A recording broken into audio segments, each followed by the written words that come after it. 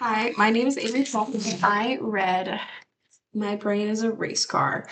And this book was written by Neil Harris. This book is about a little girl who has ADHD and is explaining her brain as a race car. And as someone with ADHD, whose brain also acts like a race car, I love this book because I sympathize with it and it helps someone understand what ADHD is.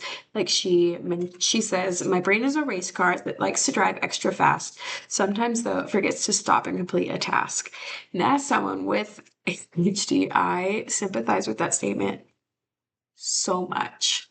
This book is a really easy read. It's only 28 pages. She talks about having ADHD burnout. She says, but driving the car this way for too long can lead to overheating and then I burn out. If I don't look after my race car, meaning her brain, then some not so good feelings come about. So she talks about like ADHD burnout and becoming frustrated and irritable and all of that stuff that comes with ADHD burnout. She also talks about coping strategies with her ADHD burnout. She says, sometimes I can't think clearly when my race car engine gets too loud, like being around lots of people, like in a class or when I'm in a big crowd. When the noise gets too much, finding a quiet space for 5 minutes or some sound muffling headphones can help me get back in it.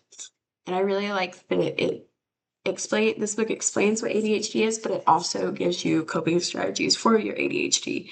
I think this book could be really good for like a parent to read to their kid after they've gotten diagnosed with ADHD to kind of understand that their brain does do things differently than someone else's brain.